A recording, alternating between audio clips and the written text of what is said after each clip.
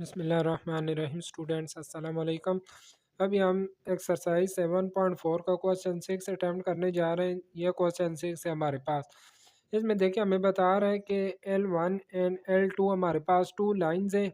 L1 के लिए हमें 2 पॉइंट दिए गए, point A and point B.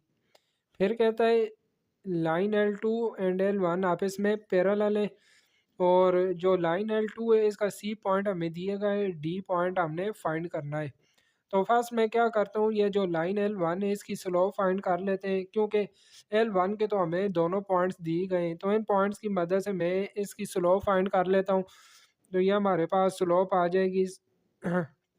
इसको मैं M1 कह देता हूँ। L1 की जो स्लोप है उसको M1 कह देते हैं, और स्लोप हमारे पास होती है y2 minus y1 divided by x2 minus x1।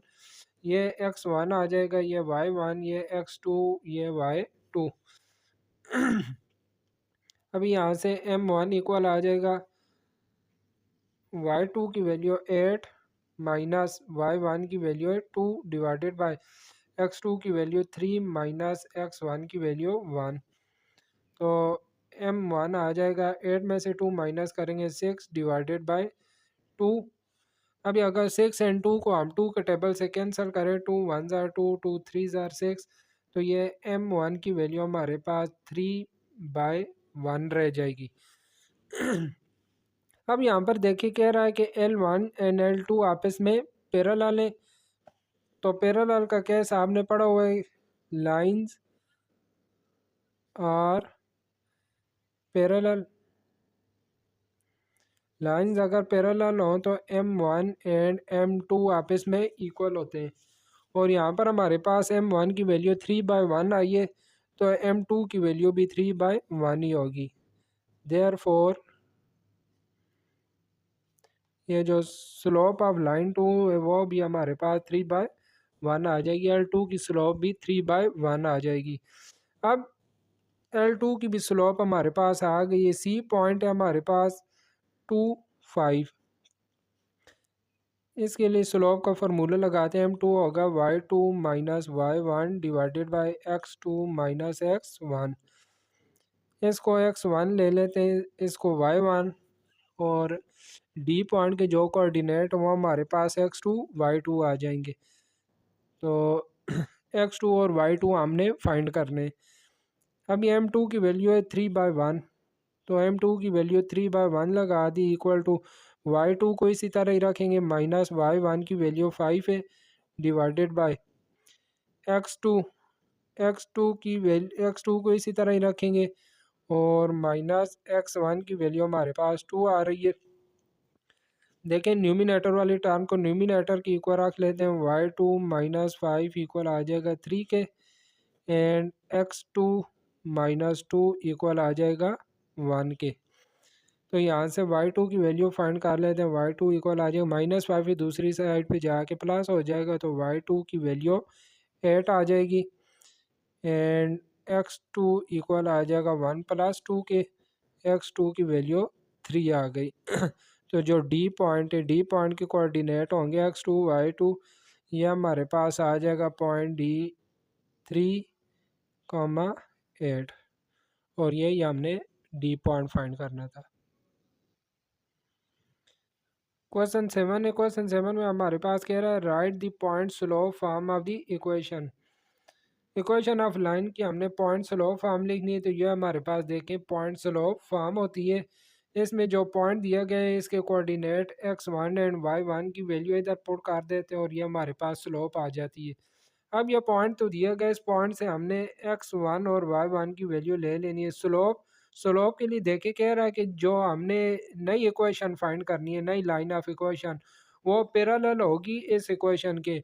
तो पैरेलल के लिए आपने पढ़ा हुआ है कि स्लोप आपस में इक्वल होती हैं। पैरेलल के केस में अभी प्रीवियस क्वेश्चन में भी हमने किया था M1 इक्वल टू M2। तो यहाँ से भी फिर इसकी जो स्लोप है वो इक्वल आ जाएगी इस स्लोप के। तो m की वैल्यू हमारे पास आ जाएगी -3/4। स्लोप आ जाएगी -3/4। तो लिहाजा हम ये पॉइंट स्लोप इक्वेशन लगा देते y - y1 equal to m into x minus x1।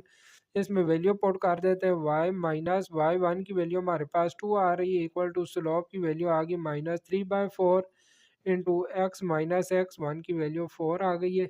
तो यही हमारे पास point slope form of equation find हो गई है। इस तरह सेकंड पार्ट में भी जो हमारे पास पॉइंट दिया गया है -3 एंड 3 -3 और ये पैरेलल है y equal to 7/3 x plus 3 के, यहाँ से ये x1 आ जाएगा, ये y1 एंड स्लोप हमारे पास आ जाएगी 7/3 क्योंकि ये पैरेलल होंगी। तो अब ये हम नई जो इक्वेशन फाइंड करनी है y minus y one equal to m into x minus x one आ जाएगी।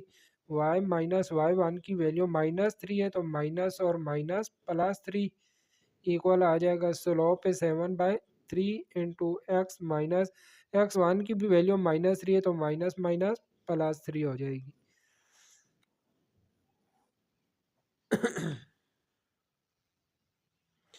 क्वेश्चन 8 में देखें हमारे पास कह रहा है line passes through the point and has a slope -4 find y intercept. Point and slope हमारे पास दी गई है, हमने वाई इंटरसेप्ट फाइंड करना है। तो देखें इक्वेशन ऑफ लाइन में सी को वाई इंटरसेप्ट कहते हैं। तो यहाँ पर ये जो कह रहा है फाइंड वाई इंटरसेप्ट, इसका मतलब है कि हमने सी की वैल्यू फाइंड करनी है। तो सी की वैल्यू फाइंड करने के लिए मैं इक्वेशन ऑफ लाइन को लिखता हूँ y equal to m x plus c. अब यहाँ पर ये x की वैल्यू लेंगे, ये y की वैल्यू और m की वैल्यू हमें दी हुई है।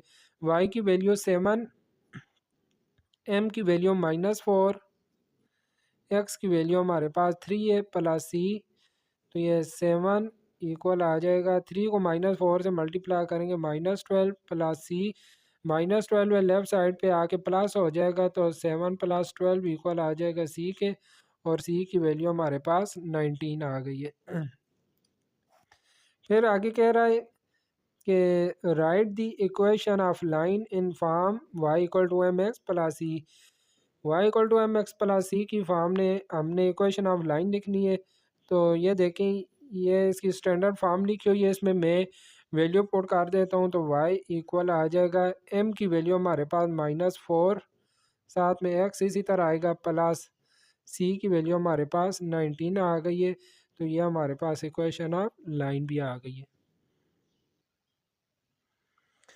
क्वेश्चन 9 में देखिए कह रहे हैं the equation y equal to m x plus c represent a line on a graph. If m equal to 0 what you conclude about the line. कहता है ये हमारे पास इक्वेशन ऑफ लाइन है, अगर इसमें हमारे पास m की वैल्यू 0 हो जाए, अगर m की वैल्यू 0 होगी तो साथ में जो हमारे पास x कोऑर्डिनेट ये भी 0 हो जाएगा। तो हमारे पास सिर्फ y कोऑर्डिनेट की वैल्यू आएगी, y की वैल्यू आएगी। तो फिर अगर ये पूरा ज़ीरो हो जाए तो फिर जो हमारे पास लाइन आएगी वो हमारे पास इस तरह आएगी, क्योंकि सिर्फ y की वैल्यू हमारे पास होगी तो y कोऑर्डिनेट पे ये हमारे पास लाइन आ जाएगी अलॉन्ग x एक्सिस, इस तरह हॉरिजॉन्टल लाइन आएगी। कोई भी इस तरह हॉरिजॉन्टल लाइन आ सकती है जो कि पैरेलल टू x एक्सिस होगी। तो हम इधर लिख सकते हैं कि अगर if m is equal to 0 in y equal to m x plus c, इस इक्वेशन में अगर m की वैल्यू 0 हो जाए then the line is horizontal.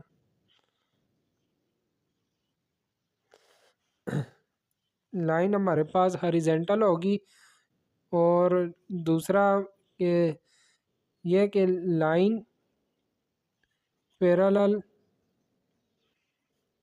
होगी x एक्सिस के, और ये जो y कोऑर्डिनेट इसमें कांस्टेंट रहेगा।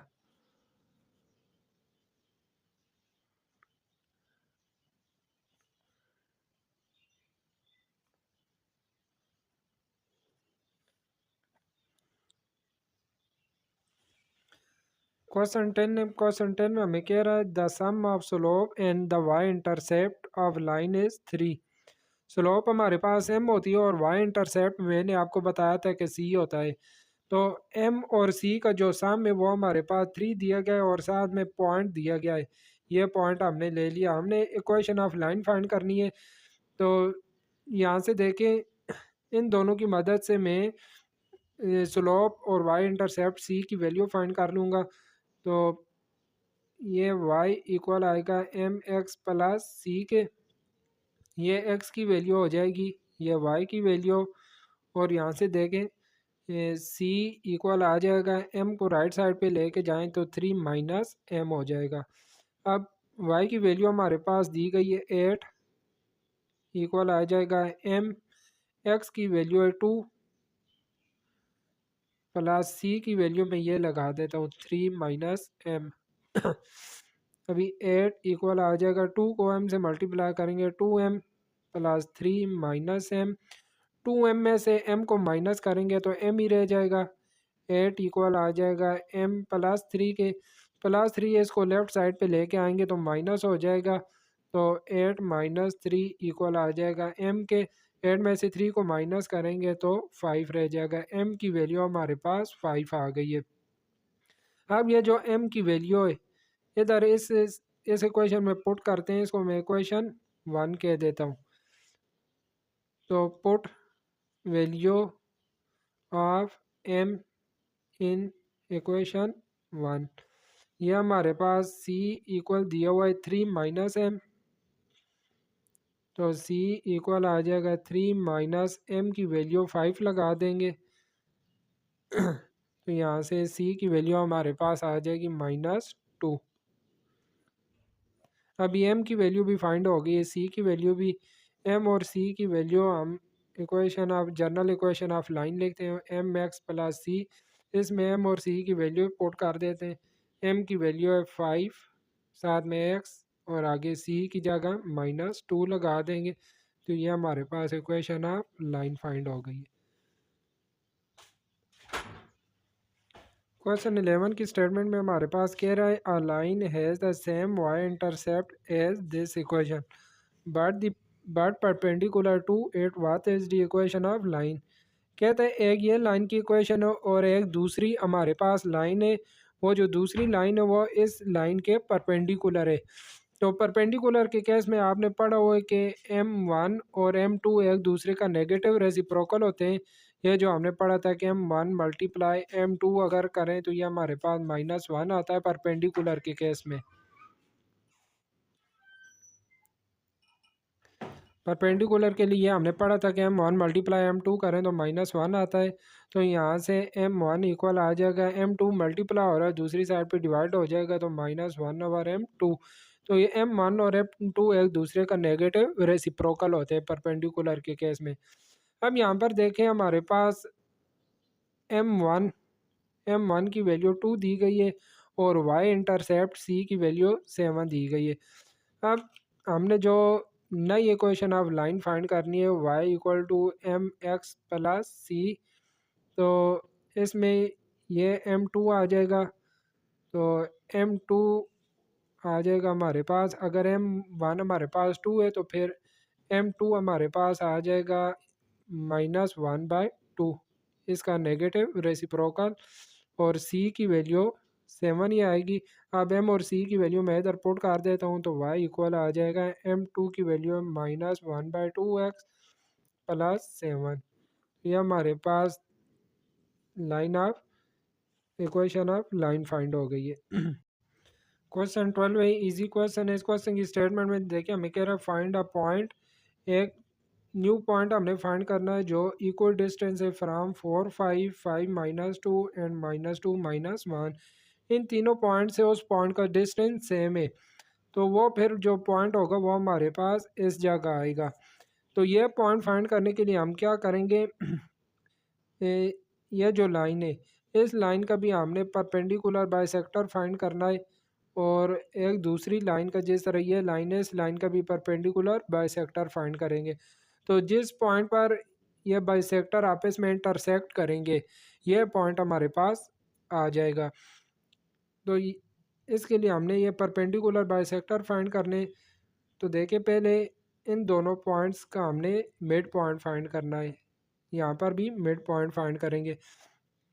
तो फर्स्ट मैं क्या करता हूँ, 5 -2 और 4 5 का मिड पॉइंट फाइंड कर देते हैं, 4 5 और 5 -2, इनका हमने मिड पॉइंट फाइंड करना है। मिड पॉइंट आपको पता है होता है x1 प्लस x2/2 और y1 प्लस y2/2। तो यहाँ से मिड पॉइंट हमारे पास आ जाएगा 4 प्लस 5/2 और दूसरा आ जाएगा 5 माइनस 2/2। तो ये हमारे पास 9/2 आ गया और यहाँ से 3/2। तो ये मिड पॉइंट हमारे पास आ जाएगा। 9 पे 2 को डिवाइड करेंगे 4.5 और 3 पे 2 को डिवाइड किया तो 1.5। अब हमने इस लाइन की स्लोप फाइंड कर लेनी है। तो स्लोप आपको पता है, इसको मैं 1 ले लेता हूँ। तो ये आ जाएगी y2 minus y1 divided by x2 minus x1। तो y2 की वैल्यू हमारे पास -2 माइनस y1 की वैल्यू है -5 है। तो इधर 5 लगा देते हैं डिवाइडेड बाई x2 है 5 माइनस x1 की वैल्यू 4 है। तो ये आ जाएगा -2 एंड -5 -7। ये देखो 5 में से 4 माइनस करेंगे 1 आएगा।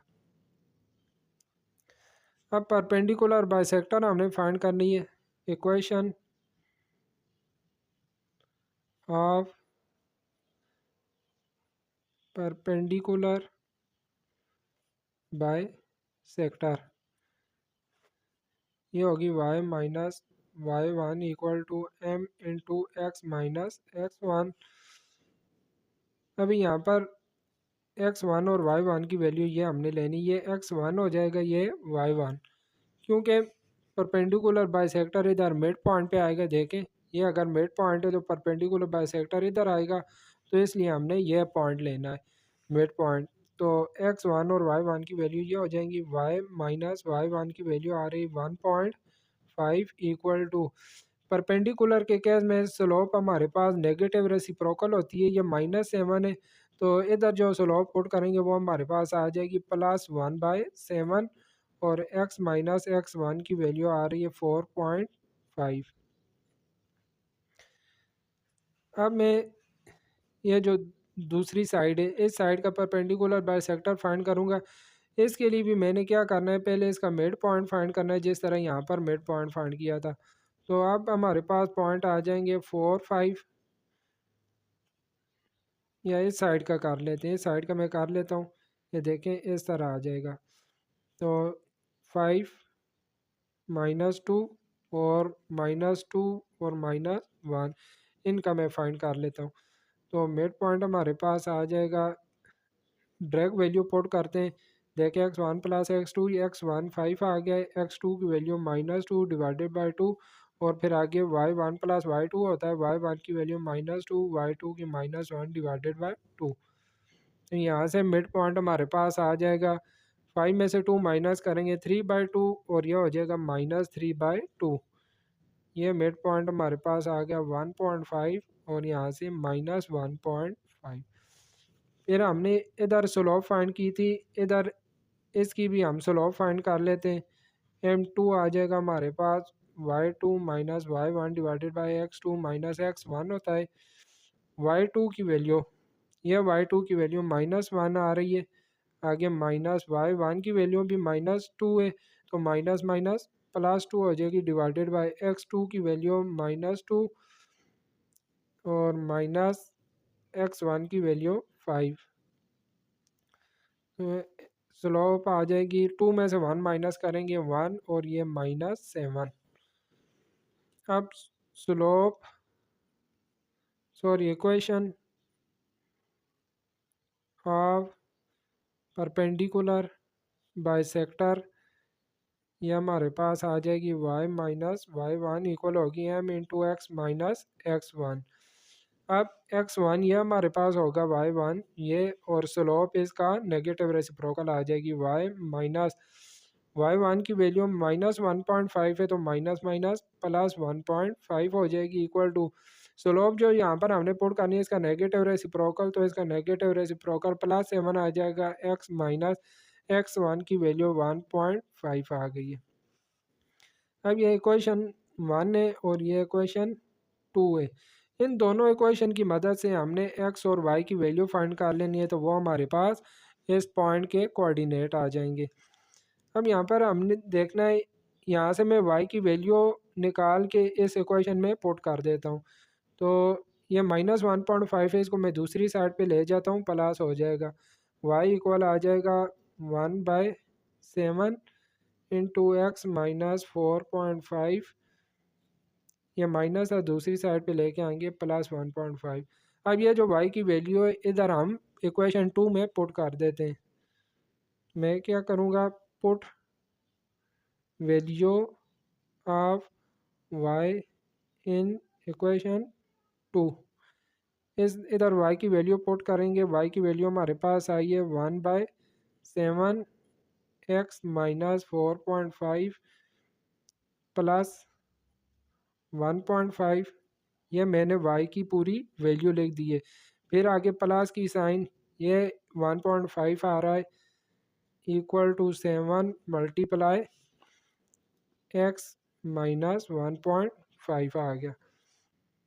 अब मैंने क्या करना है, 7 को कैंसिल करने के लिए पूरी इक्वेशन को 7 से मल्टीप्लाई करना है, मल्टीप्लाई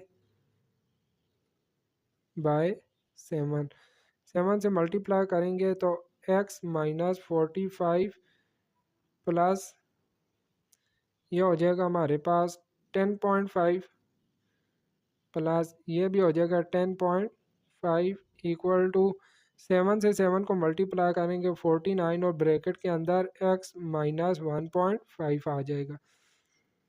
x -44.5, ये देखें 4.5 था, 10.5 और 10.5 ये हमारे पास हो जाएंगे 21 इक्वल टू 49x माइनस 49 को मैं 1.5 से मल्टीप्लाई कर लेता हूँ। ये देखिए मैंने 49 मल्टीप्लाई 1.5 किया तो ये हमारे पास 73.5 आ गया, 73.5।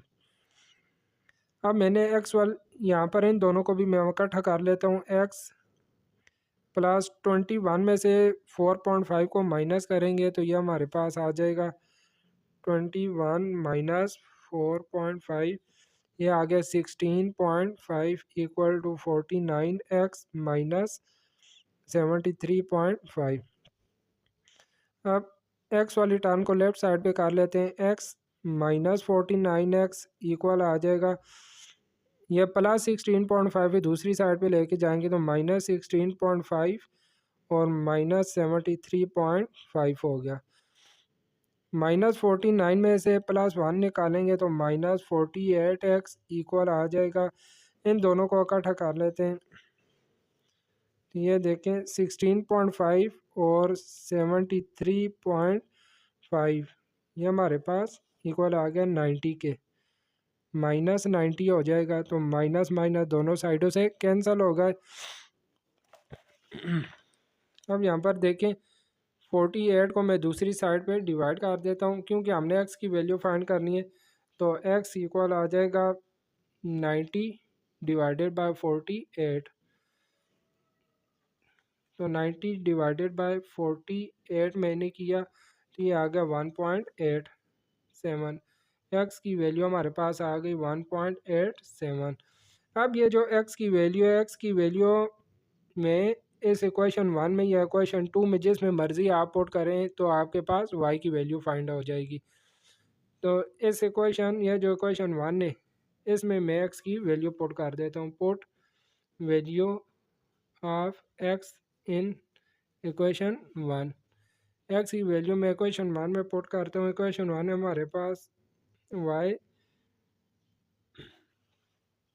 या इक्वेशन 2 में पुट कर देते हैं। यहाँ से हमारे पास इजीली y की वैल्यू फाइंड हो जाएगी। इक्वेशन 2 कर देता हूँ। ये देखिए मैंने इधर इक्वेशन 2 लिख लिया, y प्लस 1.5 इक्वल है 7 इंटू एक्स माइनस 1.5। एक्स की वैल्यू पुट कर देते हैं तो y प्लस 1.5 इक्वल आ जाएगा 7, एक्स की वैल्यू 1.87 माइनस 1.5। 1.87 में से 1.5 को माइनस करते हैं, -1.5, ये हमारे पास 0.375 आ गया। y प्लस 1.5 इक्वल आ जाएगा 7 इंटू 0.375। अब 7 को मैं मल्टीप्लाई कर देता हूँ, मल्टीप्लाई 7, ये देखे आ गया वाई इक्वल प्लस 1.5 इक्वल आ जाएगा 2.625। अभी 1.5 को दूसरी साइड पे माइनस कर देते हैं तो वाई की वैल्यू आ जाएगी 2.625 माइनस 1.5। तो मैं माइनस 1.5 कर देता हूँ तो ये आ जाएगा वाई इक्वल आ जाएगा 1.125 के। तो ये हमारे पास वो एक्स और वाई, ये हमारे पास ये जो न्यू पॉइंट है इस पॉइंट के कोऑर्डिनेट आ गए। तो ये जो न्यू पॉइंट है ये हमारे पास आ जाएगा एक्स एक्स कोऑर्डिनेट इसका 1.8 आ गया है और वाई कोऑर्डिनेट 1.1। तो यही हमारे पास इसका आंसर आ गया। इसी के साथ ही हमारी एक्सरसाइज 7.4 कंप्लीट हो गई। इजी एक्सरसाइज थी, उम्मीद करता हूँ तमाम क्वेश्चंस आपको समझ आ गए होंगे। इंशाल्लाह नेक्स्ट वीडियो में मुलाकात होगी, तब तक के लिए अपना ख्याल रखिएगा। अल्लाह हाफिज़।